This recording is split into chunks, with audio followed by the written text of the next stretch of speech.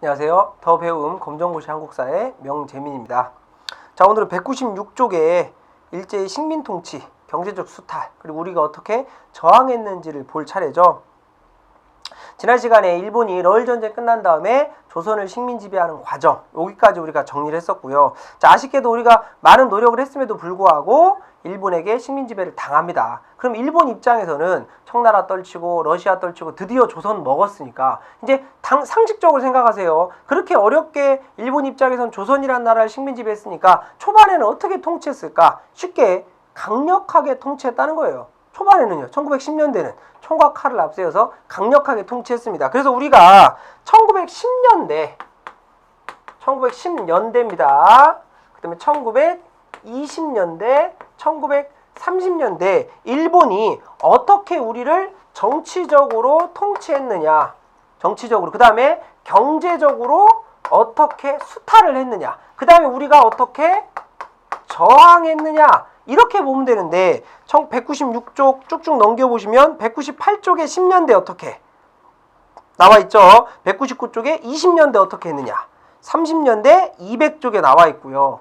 그 다음에 203쪽부터는 우리가 어떻게 이거에 대해서 저항했는지가 나와있는 거죠. 이 파트는 좀 크게 보실 필요가 있을 것 같아요. 자, 196쪽 1차 세계대전, 러시아 혁명, 197쪽에 아시아 각국의 민족운동은 세계사 파트이기 때문에 한번 보시는데, 그다음에 197쪽에 중국의 오사운동, 인도에 여기 보면 나와있네요. 간디의 비폭력 불복종 운동, 이건 모두 다 우리 3.1운동 영향을 받아서 일어난 겁니다. 중국과 인도의 이런 운동이 우리에게 영향을 준 게 아니라 우리의 3.1운동이 터진 다음에 중국과 인도에 영향을 줬다는 거예요.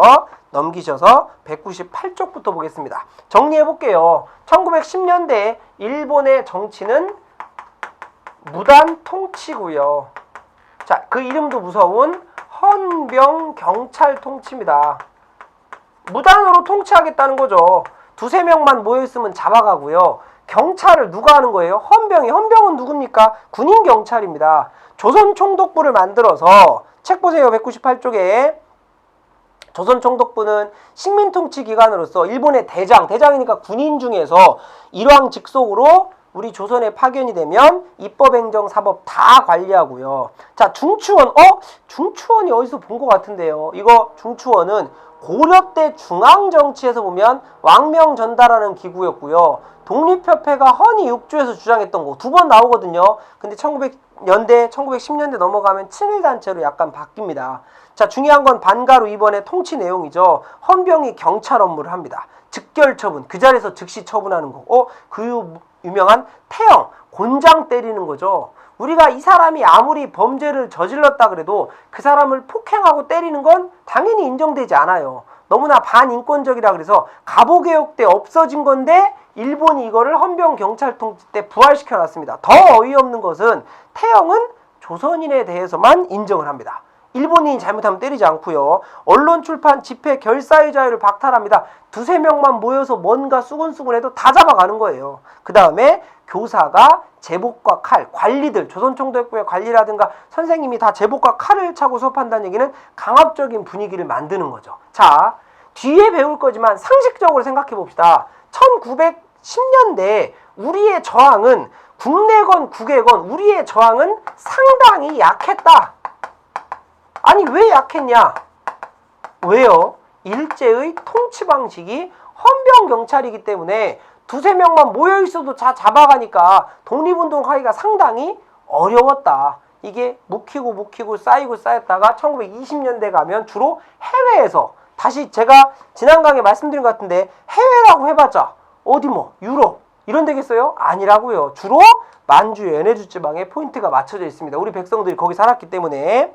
자, 일제 경제통 10년대 경제는 요거죠. 토지조사 사업입니다. 요거 기억하셔야 되겠죠. 우리나라 토지를 다 뺏어가겠다. 근데 강제로 뺏어갈 수 없으니까 애들이 머리를 써서 명분은 너희 조선의 토지는 너무 소유관계가 불분명하니까 우리가 소유관계를 명분을 확실하게 해주겠어. 그런 명분으로 해서 신고제를 해서 신고 안 한 토지를 다 뺏어가는 겁니다. 신고제 원칙이고 절차가 복잡해서 야 설마 우리 아버지 그 위에 아버지, 그 위에 아버지 때부터 대대로 우리 땅인데 신고 안 한다고 뺏어가겠어? 네, 뺏어가죠. 다 뺏어가는 거예요. 그래서 일제가의 토지조사 사업으로 우리나라의 땅이 상당히 일본으로 많이 넘어가게 되고요. 그 다음에 이제 일본에서 조선으로 이주해오는 사람들이 있겠죠. 이주해오는 사람. 일본은 홍보를 많이 합니다. 야, 우리가 드디어 이제 일본 입장에서 야, 우리가 드디어 그 오랫동안 애를 써서 저 조선이라는 나라를 드디어 식민지배 하게 됐거든. 야, 그 땅은 우리 일본과 달라서 그냥 씨만 뿌리면 농사가 돼. 이번 기회에 조선 사람이 그 일본 사람이 조선으로 넘어가면 토지를 굉장히 헐값에 줄 거야 라는 어떤 홍보를 하면서 토지조사 사업으로 뺏었던 땅을 다 일본인에게 헐값에 넘기게 됩니다. 자, 산업도 반가로 이번에 회사령이 이제 허가제입니다. 허가제라는 것은 우리나라 사람이 조선 총독부의 허가를 받지 않고서는 뭘 만들 수 없다? 회사를 만들 수 없다. 삼림령, 어업령, 광업령, 은행령. 이제 나라 뺏겼으니까 하나둘씩 우리의 경제적인 어떤 산업 침탈을 하는 거죠. 자, 이게 1910년대 통치 방식인데 20년대에 일본의 통치 방식이 문화 통치로 바뀝니다. 일단 이름만 보세요. 굉장히 어때요? 좋네요. 미안해. 지금까지 조선인들아 미안해. 문화적으로 통치할게. 근데 안의 내용은 민족 분열 통치입니다. 그럼 일본인들이 왜 겉으로는 미안해 하면서 밑에 민족 분열은 쉽게 말해서 친일파를 양성하는 거예요. 이간질 시켜서. 일본 입장에선 이게 성공한 건데 그러면 일본의 10년대 헌병경찰 무단이 20년대 문화 민족 분열로 넘어오게 되는 뭐가 있겠다? 그 이유가 있을 거란 말이죠. 결론만 생각해 보세요. 이게 일본 입장에서 성공을 했다면, 즉 일본 애들은 이렇게 생각해. 조선 애들 우리가 어렵게 식민지배했으니까 초반에는 총각 칼을 앞세워서 강력히 눌러. 그럼 쟤네들 깨갱할 거야. 만약에 우리가 그대로 못 살겠다 깨갱했다. 그럼 어떻게 되겠어요? 성공했죠. 근데 오히려 우리가 깨갱하지 않고 더 강력하게 저항을 했더라 이거예요. 그게 바로 3.1 운동입니다. 일본 입장에서 저 독한 조선 놈들 안 되겠네. 이거 헌병경찰 무단으로 안 되겠어. 저 조선 애들은 살살 꽂아서 친일파 양성해서 분열시키는 작전으로 가야겠어. 겉으로는 문화라고 홍보를 하면서. 이게 문화통치입니다. 3.1운동과 국제여론 악화는 뭐냐면요. 당시 전 세계적으로 식민지배를 하고 있었는데 우리 3.1운동 뒤에 배울 거예요. 평화적 만세운동인데 일본이 강압적으로 억눌렀거든요. 그러니까 여러 나라가 비난을 하는 거예요. 일본을. 야, 일본 니네 아무리 식민지라 하더라도 그 평화적으로 만세만 부르는 조선 애들을 너무 총각칼을 앞세워서 죽이는 거 아니냐? 이런 여러 가지 국제적인 비난을 듣게 되니까 일본 입장에서도 부담이 생기는 거죠. 그래서 뭘로? 문화통치로 바꾸는 거죠. 친일파를 육성하는 겁니다. 왼쪽에 일제가 이렇게 하겠다고 표방한 게 있고요. 표에 오른쪽은 실제입니다. 겉으로는 야 미안해.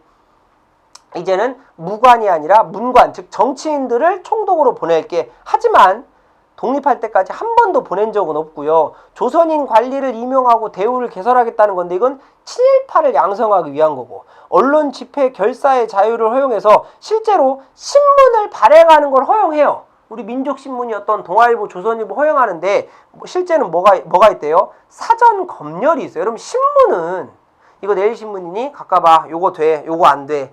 이렇게 사전 검열을 하잖아요. 신문은 안 내느니만 못하는 거죠. 본인의 목소리를 낼 수 있어야 되는데 미리미리 신문을 내라 그래서 갖고라 그래서 이건 된다 안 된다 평가한다는 것은 말이 안 되는 거예요. 그 다음에 의회 설립하고 참정권 부여한다고 했습니다만 이것도 친일파에게만 허용되는 거고 교육기회 확대. 하지만 이 교육기회도 실제로 초등교육, 굉장히 저급의 교육에만 맞춰져 있고 고등교육은 일본인에게만 하는 겁니다. 겉으로는 문화적으로 통치한다고 해놓고 안으로는 분열 통치고요. 자, 그 다음에 20년대 경제 침탈의 대표적인 게 뭐래요? 산미 증식 계획이래요. 단순합니다.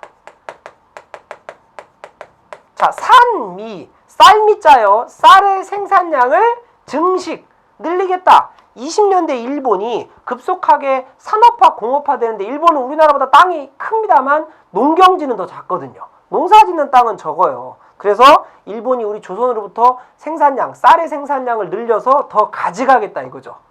그 얘네들이 나름대로 또 좋게 평가하면 양심은 있나 봐요. 그냥 가져가는 게 아니라 수리시설, 물 만드는 그 물 되는 시설 더 어떻게 하고 벽시도 어떻게 존자를 해서 생산량을 늘려서 늘어난 것만 가져가겠다 이거예요. 근데 문제는 뭐다? 문제점 보세요.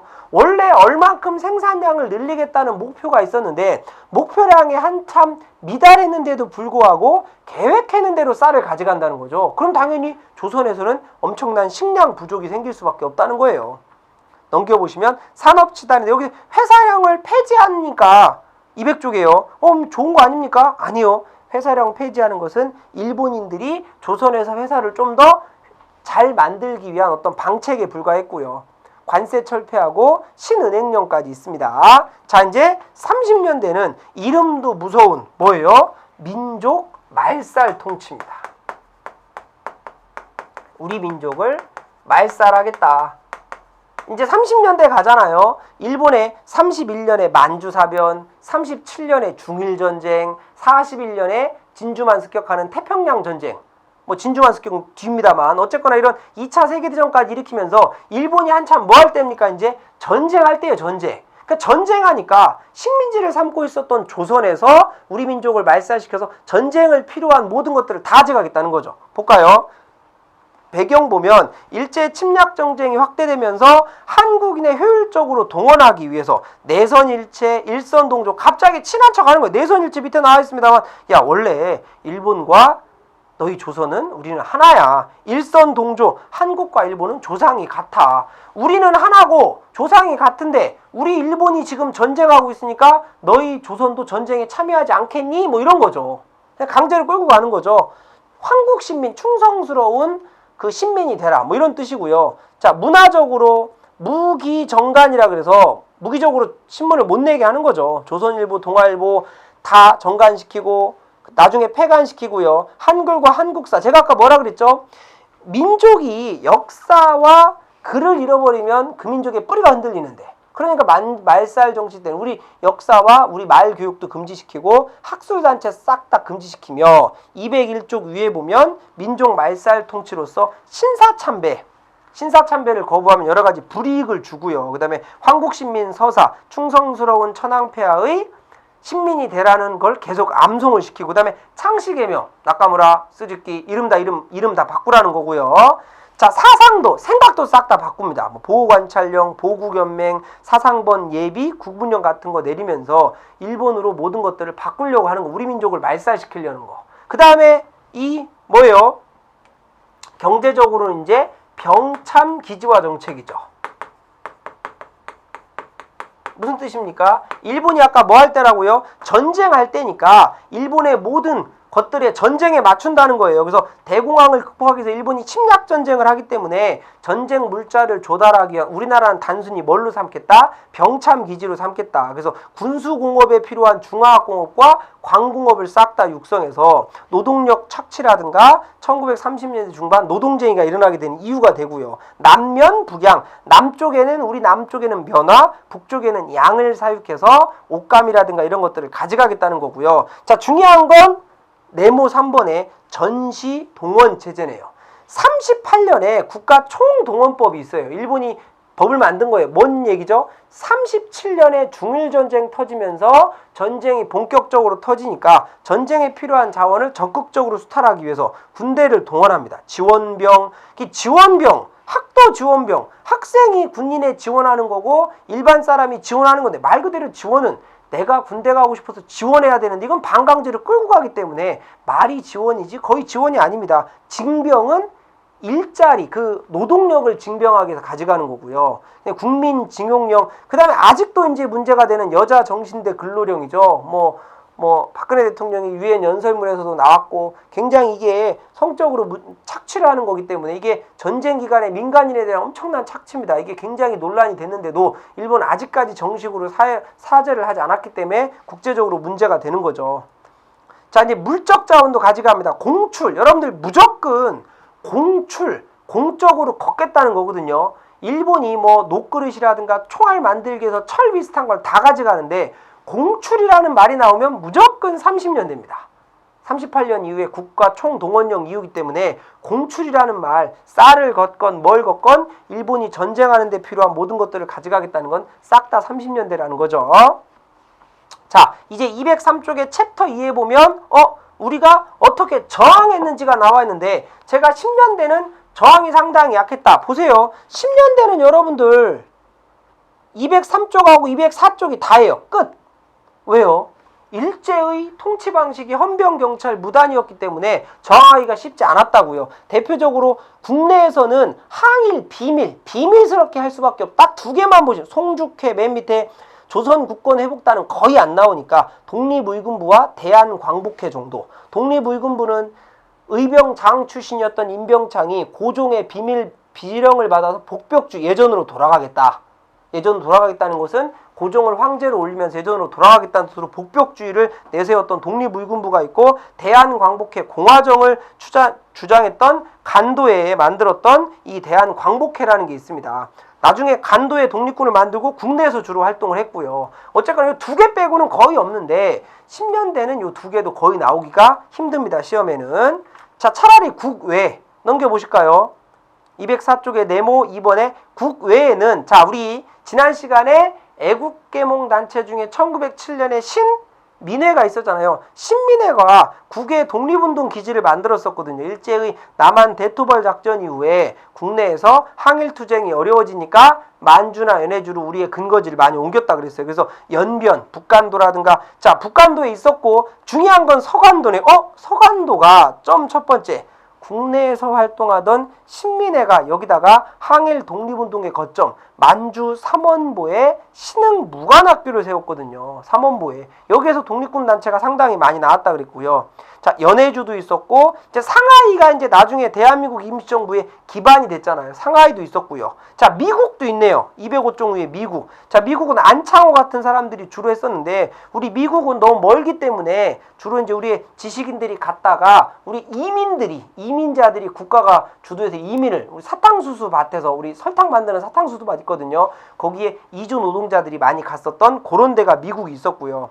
어쨌거나 10년대는 거의 시험에 나오기가 힘듭니다. 국내의 저항이 크기 때문에. 자, 이제 우리 시험에 가장 많이 나오는 일본이 무단 통치에서 문화 통치로 통치 방식을 바꾸는 계기가 됐었던 뭐가 있었다? 3.1운동이 있네요. 자, 일제의 무단 통치와 토지주사 사업으로 반일 감정이 쌓인 상태에서, 자, 대외적으로 뭐 러시아 혁명까지인데 중요한 걸 없고 두 번째 줄 기억해야 되겠네요. 반가로 2번 대회의 두 번째 줄, 미국 대통령 민족 자결주의 제창. 미국 대통령 윌슨입니다. 윌슨. 사람 이름도 기억하세요. 미국 대통령 윌슨의 민족 자결주의. 자, 그대로 생각하세요. 1차 세계대전 끝난 다음에 그 나라 민족의 운명은 자결, 스스로 결정해라. 이게 들어오니까 국내에서 활동하는 여러 사람들이 그 얘기를 듣고, 특히 밑에 보면 그 바로 밑에 일본에서 28 독립선언서가 있어요. 당시 우리나라가 일본에게 나라를 빼앗겼는데 일본에 유학을 갔다는 얘기는 굉장히 신지식인들 자녀란 얘기거든요. 이런 사람들이 미국 대통령 윌슨이 민족 자결주의를 주장했대. 근데 우리나라는 일본의 식민지배 상태잖아. 왜 우리나라는 스스로 운명을 결정하지 못하니? 우리 스스로 한번 운명을 결정해보자 라는 뜻으로 윌슨의 민족 자결주의 영향을 받아서 우리 한국 유학생들이 도쿄에서 28 독립선언을 하게 되고, 그게 영향을 받아서 205쪽 3.1운동 준비. 우리 여러분들 많이 아실 텐데 3.1운동을 이끌었던 사람들은 대부분 종교계였거든요. 천도교의 손병희, 불교의 한영운, 기독교의 이승훈 등 종교계 중심으로 1919년 기미독립선언서 작성하면서 3.1운동이 일어나게 되는데, 포인트는 초반의 3.1운동은 평화적인 만세운동이었다. 태화관에서 33인이 독립선언서하고 종로 탑골공원에서 만세운동을 했던 평화적인 운동이었는데, 상인, 노동자에다가 농민들까지 점점점 확산이 되는데, 문제는 일본이 이 전쟁에 대해서 어떻게 했다고요? 폭력적으로 진압을 했다. 그러니까 평화적으로 만세운동 할 때는 당연히 일본도 평화적으로 진압을 해야 돼요. 근데 이거를 폭력적으로 진압했기 때문에 우리도 농촌 확산 단계에서 무력 투쟁으로 바꾸요. 해외까지 확산이 됩니다. 만주, 연해주, 미국, 멕시코 쭉쭉 확산이 되고, 그래서 우리가 이 3.1운동을 뭐라고 표현해요? 3.1운동을 거족적 민족운동이다. 거족적이라는 것은 굉장히 규모가 어땠다? 어마어마하게 컸다는 뜻이거든요. 거족적 민족운동이었어요. 근데 네모 3번의 일제 탄압. 평화적 시위였으나 폭력적으로 진압했고요. 시위가 확산되니까 군대까지 동원했고, 자, 화성에, 수원 밑에 화성 있죠. 경기도 화성에 제암리 학살 사건이라고 있습니다. 제암리 학살 사건과 천안의 유관순 열사 순국. 이 제암리 학살 사건이 대표적으로 이제 만세운동 부른다는 이유로 그 제암리에 있는 백성들을 교회에 가둬놓은 다음에 총살을 했고, 총으로, 그 다음에 그거를 무마하기 위해서 교회를 불살랐던 사건이죠. 불질렀던 사건. 자, 3.1운동의 의의와 영향. 자, 남녀노소, 신분, 직업. 자, 갑오개혁 때 신분제가 폐지됐는데도 불구하고 여전히 신분적 차별이 많이 남아있었는데 전 민족이 힘을 합쳐서 전개한 최대 규모의 독립운동이고요. 영향 많죠. 영향 잘 보셔야 됩니다. 일제 통치 방식이 무단에서 문화로 바뀌는 계기가 됐고, 독립운동이 이 뒤에 활성화됩니다. 이제 두 개로. 국내에서는 실력 양성, 만주나 에너지 같은 국외에서는 무장투쟁이 되고요. 독립운동이 조직화돼요. 이제 상하이에서 대한민국 임시정부가 만들어집니다. 왜요? 당시에 민족 지도자들이 야, 이렇게 우리 국민들이 전국적으로 전 세계적으로 독립을 원하고 있는데 왜 3.1운동이 이렇게 실패로 끝났을까? 즉 3.1운동을 이끌 만한 뭔가 지도부가 없다. 이렇게 생각을 했기 때문에 대한민국 임시정부의 수립 필요성이 대두가 돼서 상하이에 만들어지고요. 아까 제가 아시아 식민지의 독립운동에 영향을 줬다 그랬죠. 중국의 오사운동과 인도의 비폭력 불복종운동. 자, 우리가 먼저예요. 이게 영향을 준 거지. 중국의 오사, 인도의 비폭력 불복종운동에 우리가 영향을 받은 게 아니라는 거죠. 잘못된 답지로 영향을 받았다. 이렇게 나와요. 자, 이제 넘겨보시면 208쪽에 대한민국 임시정부가 나옵니다. 여러분, 요즘 이제 많이 조금 그래도 들어갔는데요. 암살이란 영화 굉장히 이제 이슈가 되고 1000만까지 넘어갔고 굉장히 이슈가 되잖아요. 저도 와이프랑 봤는데 여기 보면 암살에서 나오는 그 얘기들이 요 대한민국 임시정부 활동과 일본과의 저항 과정에 상당히 비슷하게 나오죠. 그러니까 우리가 여러분들 아는 만큼 영화가 보이는 거예요. 예를 들어 대표적으로 그 이병헌이 주연했던 영화 광해라는 영화. 광해라는 영화 이제 가짜 왕을 세운 그 상황인데 거기서 보면 제가 광해군 나오면 시험에 딱 두 개만 기억하라 그랬는데요. 시험에는 중립외교와 대동법이죠. 근데 거기 보면 대동법 계속 나오거든요. 영화에 보면. 그 이병헌이 대동법이 뭔데 저렇게 난리냐? 뭐 그러니까 류승룡이 뭐 정치는 뭐 하나를 주고 하나를 받는 거니까 넌 알 필요 없다. 뭐 이런 내용이 나오잖아요. 근데 이병헌이 옆에 있는 그 뭐 내시에게 물어봐서 도서관 같은 데서 밤새 그 연구하는 장면이 나오거든요. 그런 것들 알고 보면 굉장히 영화가 재밌어지는 거죠. 우리 암살도 마찬가지입니다. 뭐 거기 그 신채호라든가 그 조승우가 했었던 김원봉이라든가 굉장히 그런 독립투사들이 굉장히 많이 나오기 때문에 이 파트를 한번 그렇게 영화랑 연결해서 보는 것도 한번 재미가 있을 거예요.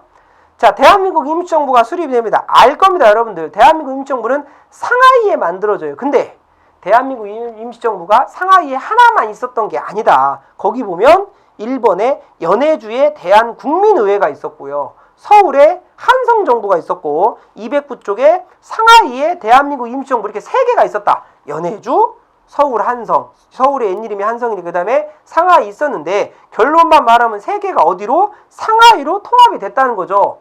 그럼 그 이유가 있을 거예요.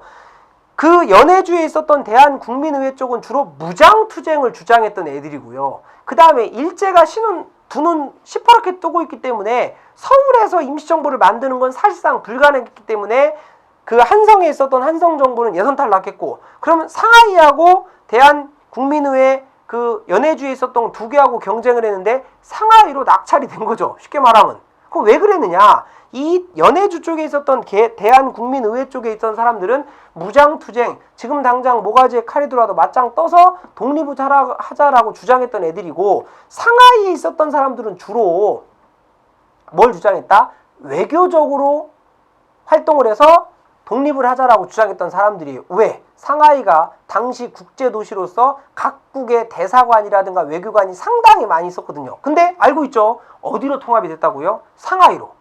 그럼 주된 목적이 맞서 싸우는 쪽보다는 외교적으로 하겠다는 걸로 상하이로 들어가겠다는 거예요. 이게 포인트네요. 그래서 네모 3번에 임시정부가 상하이로 통합이 됩니다. 조직적 체계적인 독립운동의 필요성이 대두되면서 임시정부가 수립이 돼요. 우리나라 최초의 민주공화제, 당시 뭐 나라의 주권이 뺏겼기 때문에 백성들이 뭐 투표해서 대통령을 뽑은 건 아닙니다만 어쨌거나 최초의 민주공화제고 대한민국 임시정부가 만들어지고 상하이의 근거지가 마련돼 있다. 여기 뭐 일본의 영향력이 미치지 않고 외교 활동에 유리하면서 삼권 분립, 입법부, 행정부, 사법부. 여러분들 그 조승우가 김원봉 역할 하면서 김구를 처음 만나는 장면에 암살해 보면 그 조그만 뭐 건물 하나 들어가고 그러거든요. 여기 입법부 있고 여기 행정부 있고 뭐 정확히 대사는 기억 안 납니다만 입법부 있고 행정부 있고 사법부 사람들은 밥 먹으러 갔나? 뭐 이런 대사가 쳤어요.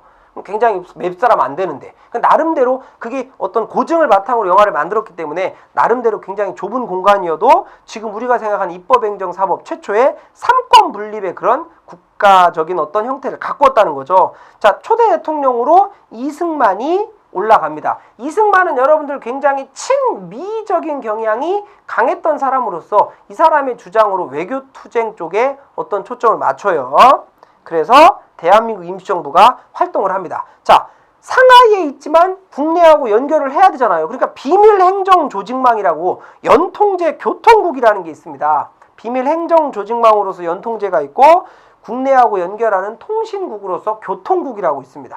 연통제 교통국이 있고, 자, 독립운동 하려면 독립 자금이 필요하잖아요. 그 암살해 보면 나오잖아요. 돈을 좀 주나 뭐 이런 얘기 나오잖아요. 코믹적으로. 그러니까 독립공채, 그 나라의 대한민국 임시정부의 어떤 그 신용을 바탕으로 공채를 발행하고 국민의연금도 모집하고 연통제 교통국, 만주의 이륙양행, 부산의 백산상해를 통해서 대한민국 임시정부로 이렇게 돈을 전달을 합니다. 자, 군사적으로 우리가 상하이에 외교활동 하려고 갔지만 아예 군사적인 활동을 안 할 수는 없을 겁니다. 그래서 육군 무관학교인데 육군 무관학교를 어디에 그 만주 쪽에 많이 만들게 되고요. 자, 한국 광복군은 조금 지금 나오면 안 됩니다만 있으니까 설명드리면 대한민국 임시정부가 상하이에 끝까지 있는 게 아니거든요. 일제의 탄압을 피해서 계속해서 돌아다니다가 나중에 충칭이라는 데 정착을 하게 되는데 거기에 한국 광복군, 이제 앞으로 군부대가 굉장히 많이 나오고 굉장히 헷갈려요. 여러 개 나오기 때문에. 하지만 한국 광복군은 꼭 기억하셔야 됩니다. 다른 것보다 일바가 한국 광복군이에요. 자, 40년에 한국 광복군 충칭에 만들고요. 근데 한계점 여러 군데 만들은 다 중국 내에 있어요. 중국 입장에서는 이제 조선이라는 애들 뭔데 우리나라에 와서 자꾸 군사활동하냐 별로 안 좋아하겠죠. 나중에는 도와주는 것도 있습니다만. 자, 교육적으로 독립신문. 독립신문 어디서 본 것 같은데요. 독립협회가 서재필이 만들었던 최초의 한글신문. 그거 아니고요. 대한민국 임시정부가 만들었던 독립협회도 있고요. 자, 이제 반가루 5번이 중요하겠네요. 왜? 이거 하려고 상하이에 들어왔으니까. 외교활동 하려고. 김규식을 파리 강화회의는 뭐냐면 1차 세계대전이 끝난 다음에 유럽에서 열렸던 회의입니다. 여기에 대한민국 임시정부의 대표를 김규식을 파견해서 우리의 독립청원서를 발표하고요. 워싱턴 회의에 한국의 독립 의지를 알리며 자, 이승만 등이 구미위원부라고 해서 미국의 이승만의 독립을 위한 외교활동을 많이 전개를 합니다. 근데 1919년 3.1운동 끝나고 그해 가을에 상하이에 만들었었던 대한민국 임시정부가 별다른 효과를 거두지 못하고 국민 대표회의, 이거 뭡니까? 대한민국 임시정부에 위기가 생겨요. 일제에 의해서 연통제 교통국 등 비밀 행정조직망이 금방 해체되고요. 만주하고 연결도 잘 안 되고 이때 이제 사상적으로 아까 대한국민회의 즉 연해주 쪽에 있었던 사람들이 야, 너희 그 상하이에 있었던 애들 니네 외교활동하려고 상하이 들어갔다는데 야, 몇 년 됐는데 별 효과가 없지 않느냐. 거봐. 뭐 맞짱 떠서 싸워야 된다니까. 이렇게 무장투쟁을 하는 애들이 무장투쟁 논제들이 굉장히 이제 반기를 들기 시작하는 거죠. 신민의 독립군 기지를 만들기 시작하면서 무장투쟁론과 그 다음에 상하이에 있었던 외교투쟁론과 그 다음에 실력을 키워야 된다는 실력 양성론, 즉 노선을 두고 셋 다 목표는 우리나라의 독립인데 방법을 두고 의견 분쟁이 많이 생기는 겁니다. 위에 보면 무장투쟁론 있고 11쪽에 외교독립론 있고 실력 양성론 있는 거예요. 그래서 23년에 국민대표회의가 소집이 됩니다. 포인트는 창조파, 야, 대한민국 임시정부 싹 다 없고 새롭게 만들자. 개조파, 이 상태에서 개조하자. 김구 같은 현상 유지파가 있어요. 결론은 여러 주장을 한 사람들이 23년에 국민대표회의가 소집됐는데 이 국민대표회의가 별다른 성과를 거두지 못하고 흐지부지 끝나면서 이 창조파와 개조파가 대부분 대한민국 임시정부를 떠나고 맙니다. 그럼 굉장히 위기에 빠지겠죠. 그 위기를 타개하고자 남아있었던 김구 선생님이 한인애국단 윤봉길과 이봉창이죠. 특히 윤봉길의 이 홍커우 공원 의거는 굉장히 우리나라 역사에서 중요한 의미를 갖습니다. 왜냐하면 중국이 우리나라 대한민국 임시정부를 인정하는 계기가 되거든요. 뒤에 또 나올 거예요. 한인애국단은 김원봉의 의열단과 함께. 자, 아까 봤었던 40년에 충칭에 만들었었던 대한민국 임시정부의 정규 군대인 한국광복군도 있고요. 자, 3.1운동 터지고 그해 가을에 대한민국 임시정부 활동입니다. 그럼 넘겨보면 이제 20년대 국내 민족운동, 20년대 국외 민족운동이 있겠죠. 일본의 이런 통치에 맞춰서 12년에 국내는 이런 통치 방식이었기 때문에 국내에서 여러 가지 민족운동이 있고요. 그 다음에 225쪽에 20년대 국외 민족운동도 같이 있게 됩니다. 그래서 국내와 국외의 민족운동을 20년대를 구분해서 챕터 3, 4로 한번 정리를 한번 해보면 된다는 거죠. 자, 여기까지 한번 정리해 보겠습니다. 자, 오늘 제가 설명드렸던 10년대, 20년대, 30년대 일제 통치 방식과 아직 30년대 우리의 저항은 뭐 크게 아직 배우진 않았습니다만 요 저항을 어떻게 했고 특히 10년대, 20년대, 30년대 일제 통치 방식을 꼭 체크를 좀 하셔야 됩니다. 자, 다음 시간에 이어서 보겠습니다. 복습을 꼭 하십시오. 수고하셨습니다.